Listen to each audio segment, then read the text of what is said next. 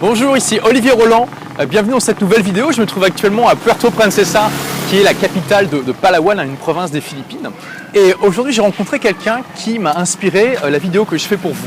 Alors, avant de vous expliquer qui c'est, j'aimerais d'abord vous dire que voilà, un des plaisirs qu'on a quand on voyage, c'est découvrir un petit peu le sport national du pays dans lequel on va. Alors évidemment, il y a beaucoup de pays dont le sport national c'est le football, ça c'est clair, mais il y a aussi des pays qui ont un sport national qui n'a rien à voir. Donc évidemment, l'exemple le plus connu c'est les États-Unis où c'est le football américain et le baseball qui sont les deux sports nationaux. Au Canada, c'est le hockey. Quelque chose d'un peu moins connu, par exemple, en Inde, c'est le cricket qui est le sport le plus populaire. En Thaïlande, c'est assez drôle puisque finalement les Thaïlandais sont très fans de football européen et notamment de football britannique. Et il y a beaucoup de Thaïlandais qui suivent en particulier Manchester. Alors, ne me demandez pas pourquoi, c'est comme ça. Et ici, aux Philippines, le sport national, c'est le basketball. Et donc je suis allé visiter aujourd'hui une magnifique rivière souterraine qui se trouve à peu près à 2 heures de Puerto Princesa, qui est classée par l'UNESCO comme étant une merveille.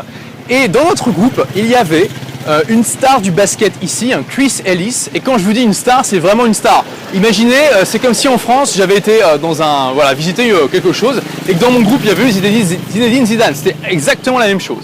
Et donc, les Philippins qui étaient présents le reconnaissait à chaque fois, il était tout le temps sollicité, on lui demandait de signer des autographes, de prendre des photos, il avait pris des tas et des tas de photos, je pense plusieurs centaines. Et voilà, donc c'était très intéressant à voir, puis donc j'ai discuté un petit peu avec lui, hein, c'est toujours intéressant de rencontrer des gens comme ça. Et donc voilà, donc Chris est à la fois américain et philippin, et je lui disais comme ça, mais en fait, quand tu veux être tranquille, parce qu'il était avec sa copine et sa copine elle était un petit peu agacée par tous ces gens qui n'arrêtaient pas de le solliciter. Et puis c'est tout le temps comme ça partout où il va aux Philippines.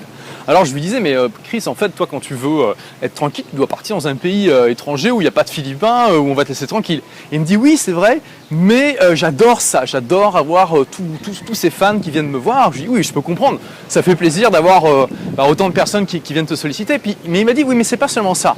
C'est que, et c'est ça que je voulais partager avec vous aujourd'hui, c'est tous ces fans qui viennent me voir, qui sont heureux d'être avec moi, qui demandent une photo, un autographe, etc. Ils me donnent la motivation de continuer, ils me donnent la motivation de réussir parce que je ne veux pas les décevoir, je veux continuer à leur apporter du bonheur. Et quand il m'a dit ça, j'ai trouvé ça très fort et je me suis dit que c'est vraiment, voilà, alors on aura peut-être pas, voilà, vous allez peut-être pas avoir la même célébrité que Chris ici dans son pays, mais si vous démarrez un blog, une entreprise, etc., vous pouvez avoir vous constituez une petite communauté de fans et vous pouvez à votre échelle aussi utiliser vos fans comme source d'inspiration. Et voilà, quand vous démarrez un blog, quand vous écrivez un livre, quand vous faites n'importe quoi, même une petite entreprise, vos premiers clients sont vos premiers fans, surtout s'ils vous achètent des choses de manière récurrente, eh bien, utilisez ces premiers fans, ces personnes qui vont dire qu'elles apprécient ce que vous faites comme une source d'inspiration, une source de motivation. Je pense que la manière dont Chris voit les choses est un très bon état d'esprit qui peut que le pousser à continuer. Voyez vos fans comme des gens à qui que vous ne voulez pas décevoir, qui constituent une source de motivation pour aller plus loin. Voilà, c'était le message que je voulais partager avec vous aujourd'hui. D'ailleurs, pour l'anecdote aussi très intéressant, Chris a sur son bras gauche un tatouage où c'est marqué en gros sacrifice. Voilà, sacrifice en gros.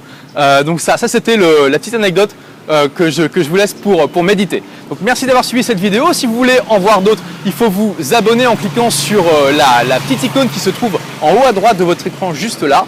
Également, j'ai besoin de votre feedback pour savoir ce que vous pensez de toute cette série de vidéos. Donc, si vous avez aimé cette vidéo, cliquez sur j'aime juste en dessous. Et si vous n'avez pas aimé, cliquez sur je n'aime pas. Merci et à très bientôt. Au revoir.